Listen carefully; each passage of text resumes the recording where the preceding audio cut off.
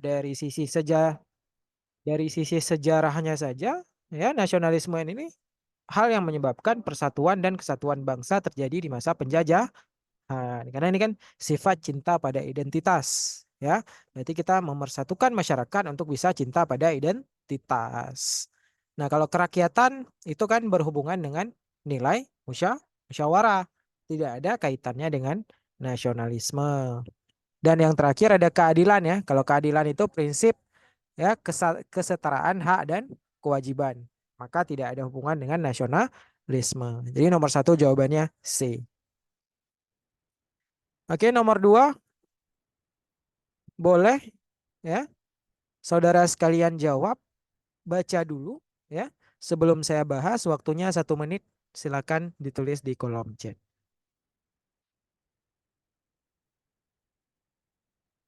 Waktunya 1 menit.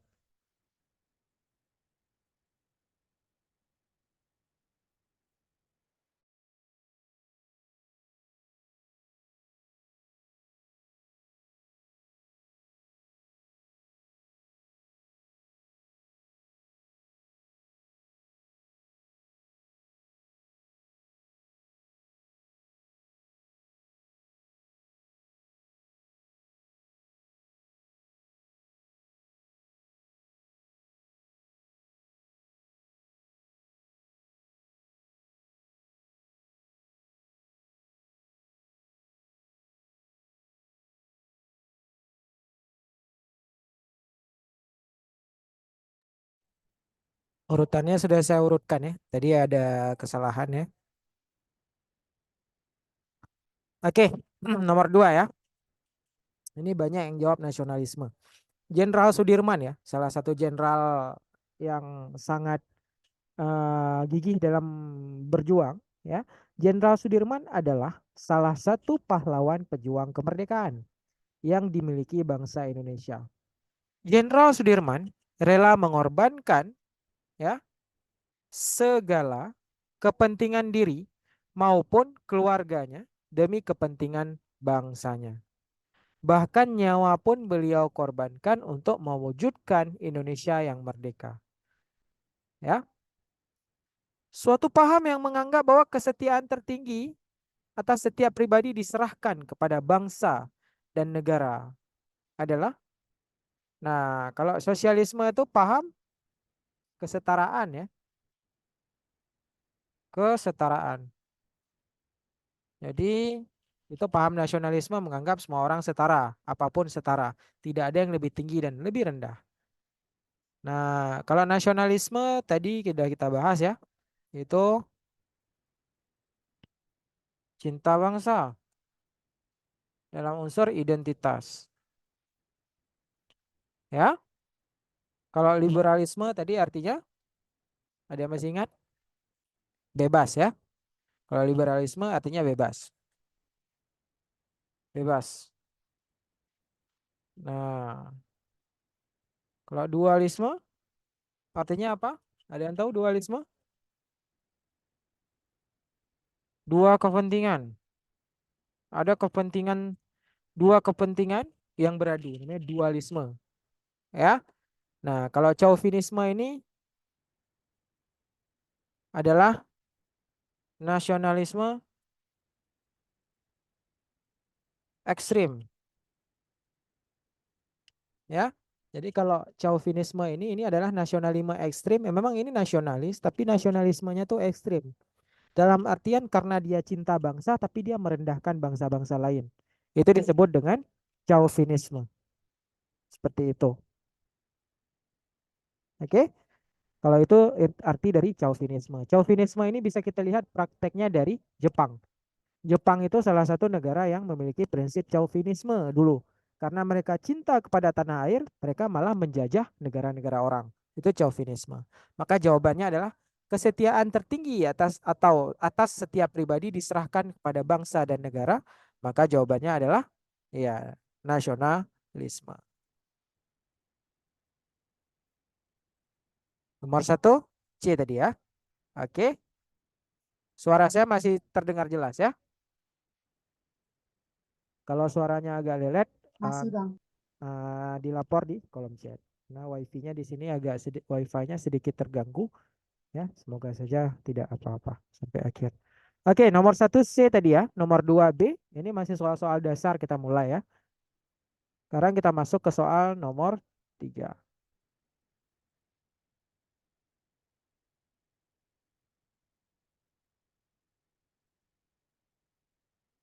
Oke, boleh dijawab. Nomor tiga 1 menit, nomor empat 1 menit.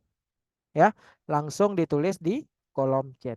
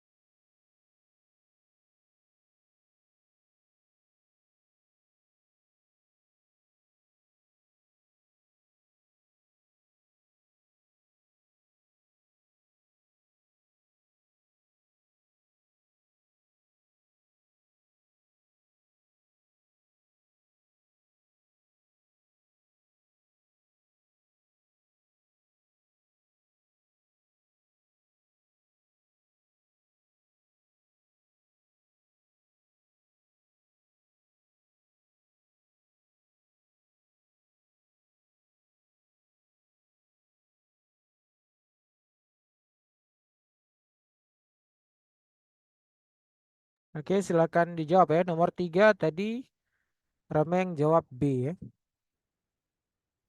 Oke, kita bahas dulu nomor tiga ya. Mari kita lihat. Nasionalisme merupakan paham kebangsaan yang mengandung makna kesadaran dan semangat cinta tanah air. Ya, memiliki kebanggaan sebagai sebuah bangsa atau memelihara kehormatan bangsa. Ya, memiliki rasa solidaritas terhadap musibah dan kekurangan kurang beruntungnya saudara setanah air. Ya, oke. Salah satu contoh nasionalisme dalam bentuk penjabaran sikap dalam kehidupan bermasyarakat.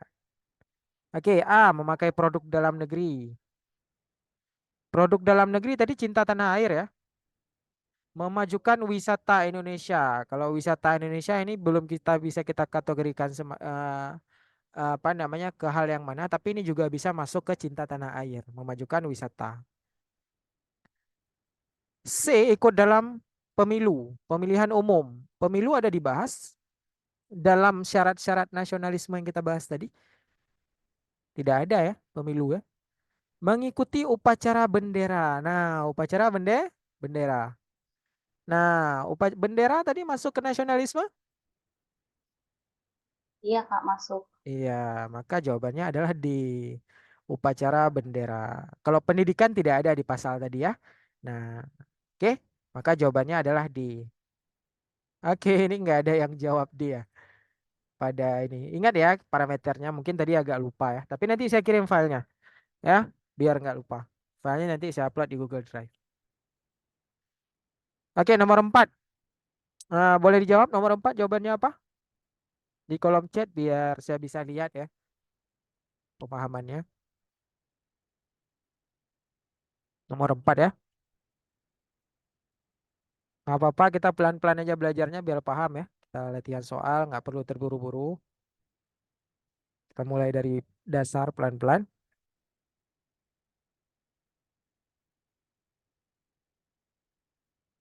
Jika udah, maka langsung bisa dijawab.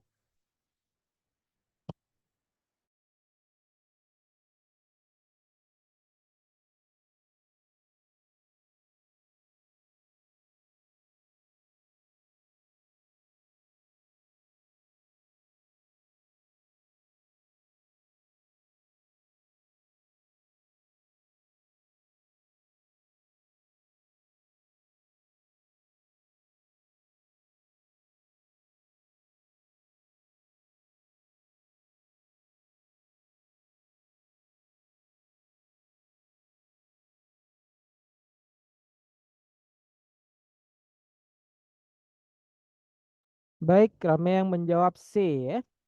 Ada Cika, ada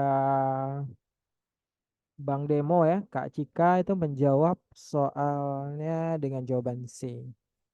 Oke, mari kita lihat ya.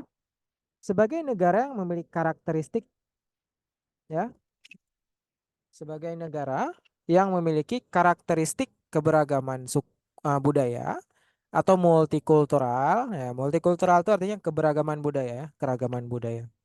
Ya. Indonesia sangat rentan terhadap ancaman di bidang sosial budaya. Bidang sosial budaya ya, berarti ini hubungan di bidang sosial itu artinya hubungan masyarakat, budaya itu kebiasaan masyarakat. Ya. Jadi sosial budaya itu adalah kebiasaan yang ada di dalam masyarakat. Sosial budaya. Perbedaan juga bisa menjadi pisau bermata dua, ya, yang bisa menjadi kelebihan sekaligus menjadi kekurangan bagi negara Indonesia. Apa peran nasionalisme yang tepat untuk menghadapi hal tersebut? Ingat ya, soal-soal CPNS sekarang itu lebih banyak soal penalaran, ya. Jadi soalnya itu kita disuruh analisa kasus-kasus, ya. Soal-soal apa namanya hafalan juga ada, tapi tidak terlalu banyak. Nah, itu lebih banyak ke soal-soal cerita dan soal-soal penalaran seperti ini. Nanti juga kita akan latihan soal-soal hafalan ya. Oke, mari kita lihat ya. A. Bersikap objektif dan tidak terlibat dalam politik negara. Tidak bisa ya, karena kita ada hak untuk berpolitik. Pemilu itu adalah hak berpolitik ya untuk maju sebagai calon legislatif dan sebagainya. Itu tidak boleh. Maka kita harus peka terhadap politik. Tapi di sini kita dibilang tidak terlibat. Maka A bukan. B. Aktif mengikuti kegiatan nasional agar memiliki jiwa nasionalisme.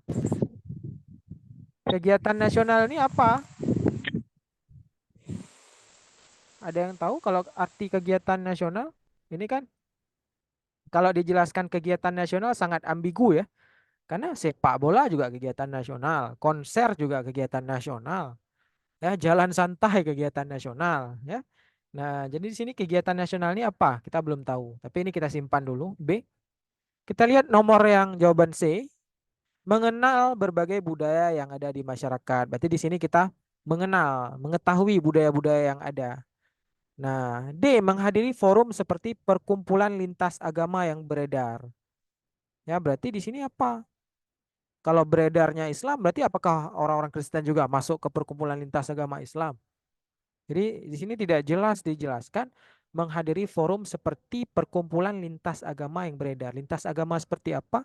Kita nggak tahu ya. Agama apa juga kita nggak tahu. Menerapkan sila kedua, kemanusiaan yang adil dan beradab juga tidak ya. Maka ada dua nih, aktif mengikuti kegiatan nasional yang kuat dan mengenal berbagai budaya. Nah, kalau kita lihat kebudayaan, kebudayaan apakah masuk ke sub nasionalisme? Masuk Kak, yang poin ketiga budaya daerah. Iya, maka jawabannya adalah C. Kalau B, kegiatan nasional bukan hanya budaya. Sepak bola itu bukan budaya nasional ya. Tapi dia masuk kegiatan nasional, konser, kegiatan nasional. Maka B tidak bisa kita simpulkan karena ini soalnya bias, ambigu ya. Kegiatan nasional itu apa? Tapi kalau C kan jelas, mengenal berbagai budaya yang ada di masyarakat Indonesia. Oke, maka jawabannya adalah C. Oke, benar ya tadi eh, yang jawab C. Ayo kita lanjut lagi soal selanjutnya.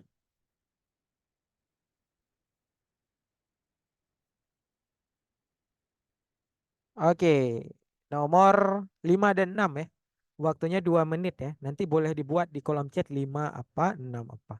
Biar saya bisa lihat hasil jawabannya. Silakan dibaca soalnya.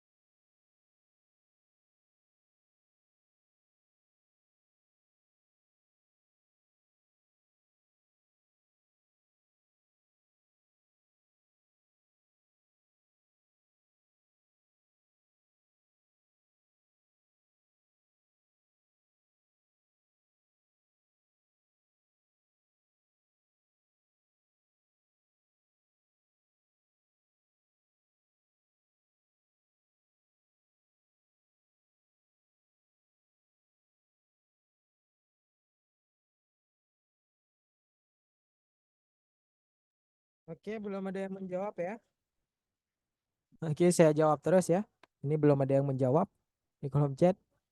Oke, nomor 5 ya. Pengakuan terhadap keberagaman agama. Oke, Kak Cika udah jawab 5B, 6D. Oke, di sini kita lihat pengakuan terhadap keberagaman agama dan keyakinan di Indonesia adalah hal yang wajib dilakukan oleh warga negara karena merupakan pengamalan dari sila pertama Pancasila. Selain itu, pengakuan terhadap keberagaman juga merupakan wujud dari semangat nasionalisme ya. Karena di nasionalisme kan ada kebudayaan nasional ya. Di kebudayaan nasional banyak perbedaan-perbedaan. Di sini kita akui bahwasanya keberagaman itu sebagai wujud yang satu. Dalam mempersatukan keberagaman nasional. Semangat ini harus dilandasi oleh ya, agama adalah nilai positif bagi seluruh warga negara dan keberadaannya sah. Ya, coba lihat tadi pengakuan terhadap keberagaman agama dan keyakinan Indonesia adalah hal yang wajib dilakukan oleh warga negara karena pengamalan sila pertama. Ya, selain itu, pengakuan terhadap keberagaman juga merupakan wujud dari semangat nasionalisme dalam mempersatuan keberagaman. Semangat ini harus dilandasi oleh semangat mengakui keberagaman agama tadi ya, sila pertama. Dilandasi oleh agama adalah nilai positif bagi seluruh warga dan keberadaannya sah. Oke, kita simpan dulu ya, karena jawabannya ini berkaitan ya. Tapi nanti kita lihat dulu, karena di TWK ini, kalau kita lihat soalnya kayak betul semua. Cuman kita melihat mana yang paling benar. Makanya kalau di TWK kan kasusnya selalu soalnya mirip-mirip. Soalnya kayak benar semua. Cuma kita melihat mana yang paling benar. Oke, A kita simpan dulu. B, ya. Agama dan kepercayaan adalah dua hal yang sama dan tertera di sila pertama. Oke?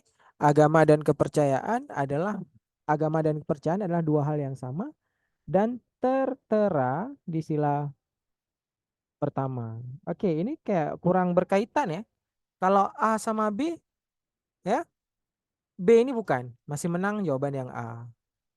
Oke, karena ini dibilang agama dan kepercayaan ada dua hal yang sama dan tertera di sila Pancasila. Apa hubungannya ya? Semangat ini harus dilandasi oleh agama. Oke, A sama B masih rasional A ya, karena B tidak rasional jawabannya dengan soal. C, setiap orang wajib dan berhak memilih agama dan kita harus menghargainya. Ya, semangat ini harus dilandasi oleh setiap orang yang wajib berhak memilih agama dan kita harus menghargainya. Oke. A tadi, B nggak mungkin ya. A sama C itu lebih ke C ya, karena ini semangat yang lebih faktual, nyata dan berbentuk sikap yang nyata. Ya, kita lihat C dengan D. Warga negara yang memiliki keberagaman agama menjadi keindahan tersendiri. Ini nggak ada kaitannya ya. Keindahan apa coba ya? Nggak ada kaitannya dengan nasionalisme atau konteks yang ada di soal. Agama merupakan identitas yang menyangkut dengan Tuhan yang perlu dijamin. Oke, maka semangat yang lebih berbentuk kepada penerapan yang sesuai dengan wujud keberagaman dan pengakuan keberagaman adalah setiap orang wajib dan berhak memilih agamanya dan kita harus menghargainya. Oke, karena tadi ada selain itu pengakuan ya. Pengakuan terhadap keberagaman juga maka wujud dari semangat nasionalisme. Ya, maka wujud pengakuannya adalah C karena C berbentuk praktek dan penerapan yang jelas. Sementara A, B, C, D, E ini hanya seperti pernyataan yang tidak jelas dengan permintaan soal yaitu pengakuan terhadap keberagaman. Oke, nomor 6. Mari kita lihat. Peristiwa Sumpah Pemuda pada tanggal 28 Oktober 1928 telah memberikan semangat kepada para pemuda Indonesia untuk bersatu.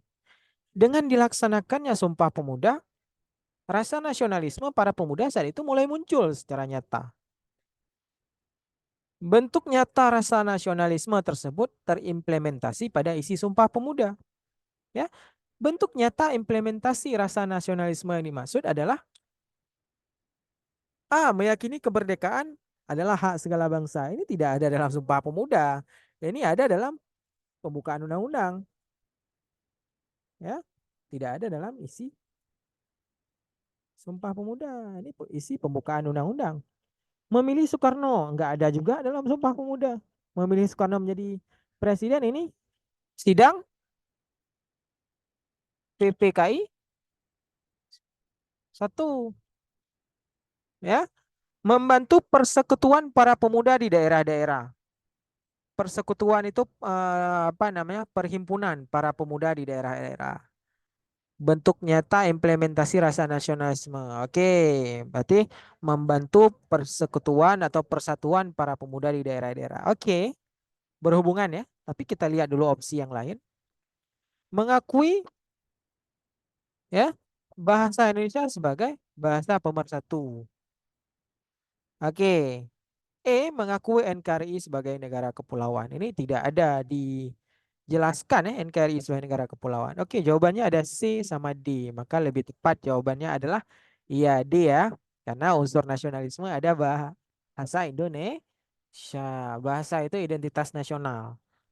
Ya, bentuk nyata implementasi rasa nasionalisme. Ya, tapi kalau ditanya tujuannya C, membantu persekutuan para pemuda-pemuda di daerah. Tapi karena soalnya meminta bentuk nyata implementasi nasionalisme, maka kita lihat balik lagi ke poin yang sudah saya jelaskan di awal bahwasanya ada identitas nasional berdasarkan pasal 22. Maka jawabannya adalah D, mengakui bahasa Indonesia sebagai bahasa pemersatu. Oke, ada pertanyaan sampai di sini?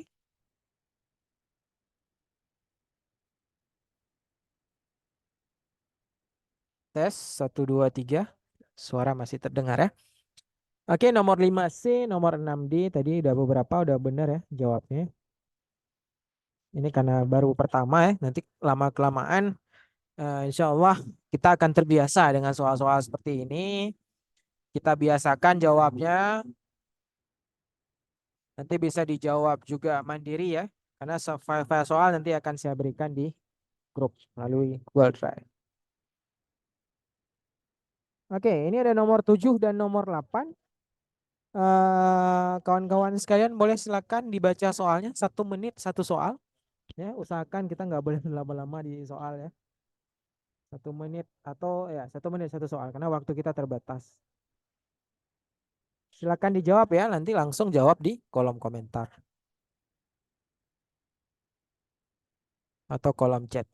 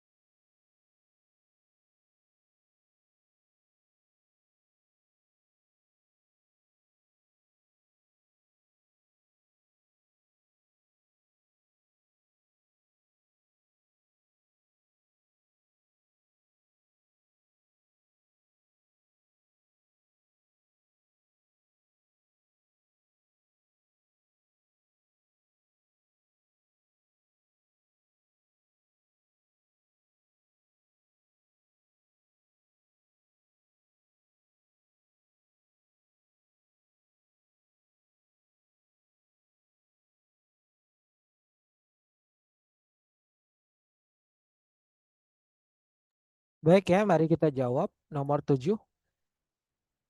Mari kita baca soalnya. Keberagaman menjadi pisau bermata dua bagi Indonesia ya. Jika masyarakat menganggap hal itu positif, maka keberagaman akan mengakibatkan bersatunya seluruh komponen masyarakat Indonesia. Jika masyarakat menganggap hal itu negatif, maka akan berakibat pada perpecahan karena perbedaan-perbedaan budaya antara satu wilayah dengan wilayah lainnya. Ya, peran nasionalisme yang diwujudkan melalui hal ini contohnya adalah, nah tadi kan ditanya pisau bermata dua ya. Jika masyarakat menganggap itu positif, maka keberagaman akan mengakibatkan bersatu. Jika masyarakat menganggap itu hal negatif, maka bisa pecah. Peran nasionalisme yang diwujudkan melalui hal ini contohnya adalah teman-teman Nia yang tertawa ketika Nia menari tarian daerahnya. Ya, Mika tidak memilih-milih dalam berteman meskipun berbeda suku. Oke.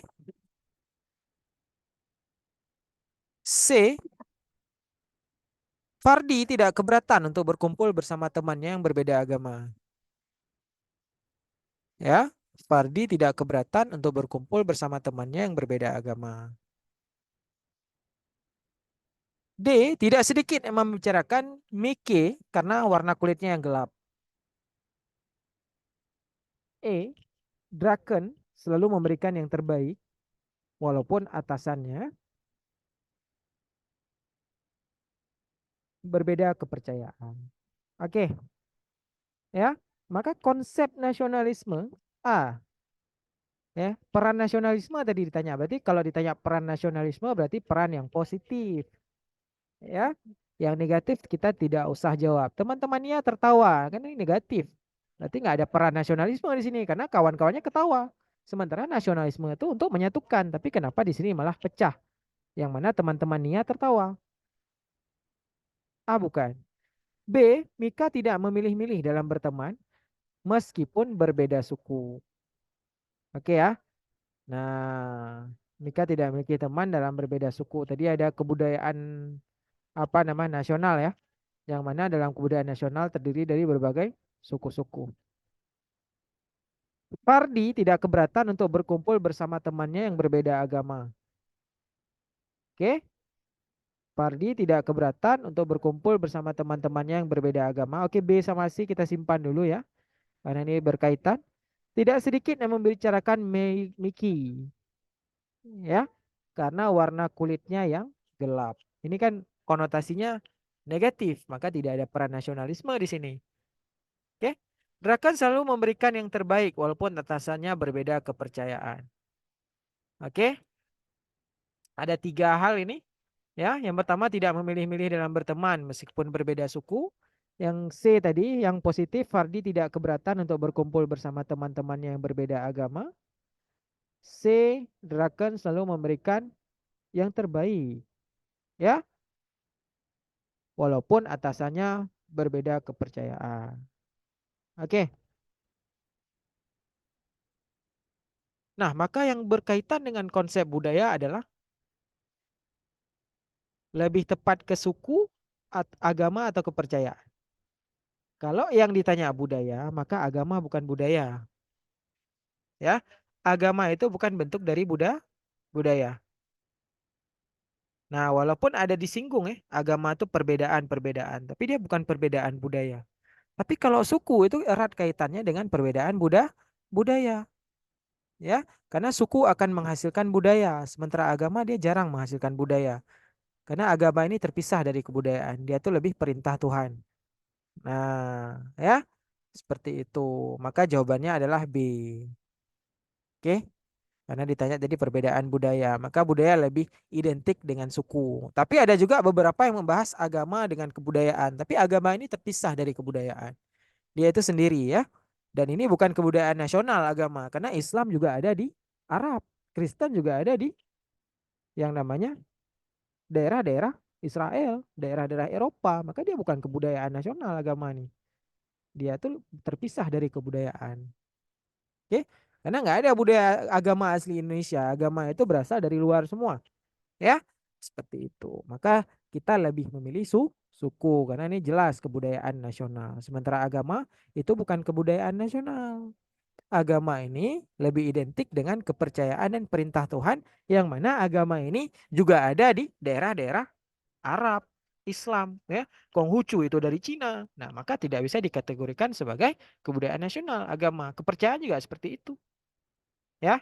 Nah, ini panjang pembahasannya kalau kita mau bedah lagi, tapi lebih tepat Mia tidak memilih-milih dalam berteman meskipun berbeda suku, karena suku adalah termasuk dalam sub kebudayaan nasional yang paling mendekati. Oke, 7B tadi ya. Oke, nomor 8 ya. Sebelum waktu kita habis ya. Untuk malam ini kita semoga bisa jawab nomor 9.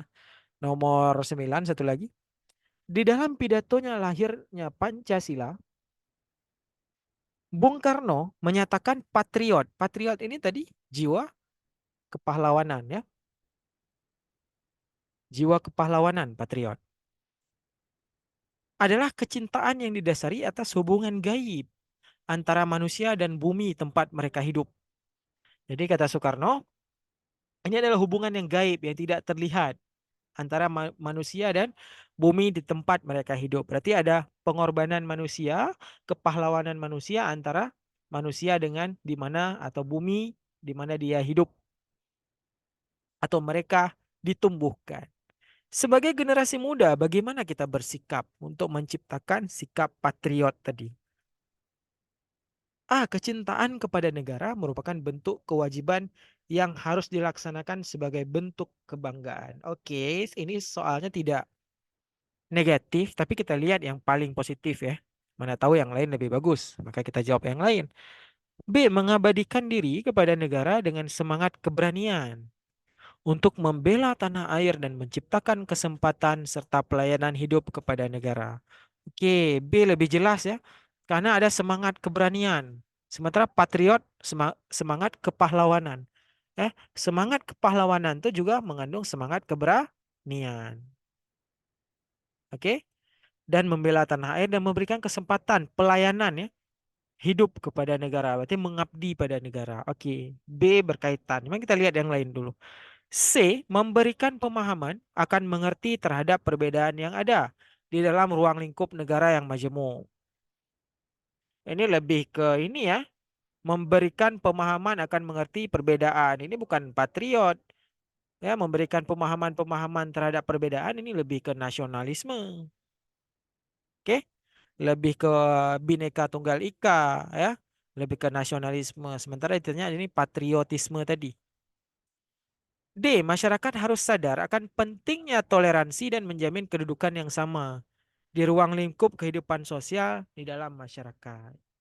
Ini juga bukan sikap patriot, karena patriot ini sikap kepahlawanan, sikap rela berkorban. Ya, sementara toleransi ini bukan rela berkorban, ini sikap tenggang rasa. Dan ini lebih masuk ke dalam toleransi ini lebih masuk ke dalam sikap Bhinneka Tunggal Ika ya. Nah, dia itu lebih ke nasionalisme. Masyarakat memberikan jaminan hak-hak sosial kepada minoritas di ruang lingkup sosial. Nah, ini prinsip keadilan ya. Hak dan kewajiban tidak ada hubungan dengan patriot. Maka jawabannya adalah B ya, karena jelas ada semangat keberanian di sini ya untuk membela tanah air dan memberikan pelayanan atau mengabdi pada negara. Maka nomor 8 jawabannya adalah B.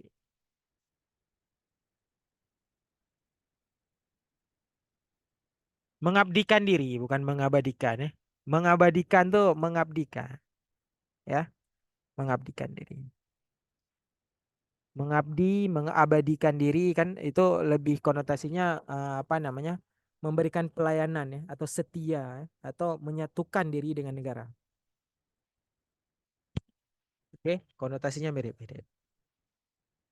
Oke, karena waktunya 1 menit lagi ya. Nanti soalnya saya kirim nomor selanjutnya ini. Nanti saya buat file. Nanti saya isi juga dengan kunci-kunci jawabannya. Karena yang bisa kita bahas cuman segini. Ya, karena waktu kita terbatas, kita udah 1 jam setengah dari jam setengah 8 tadi. Semoga pemahaman hari ini bagus ya. Dan paham akan prinsip nasionalisme. Nanti ini akan saya kuningkan ya. Saya isi kuncinya biar bisa dibahas secara mandiri. Oke, mungkin ini untuk pertemuan pertama. Untuk pertemuan kedua nanti kita akan bahas terkait materi-materi selanjutnya yang bisa kita pahami pelan-pelan ya. Mengingat 2 atau 3 bulan lagi, jika tidak ada halangan, maka sudah dimulai dengan rekrutmen atau pembukaan CPNS. Semoga semuanya semangat, semuanya disiplin, semuanya komitmen ya.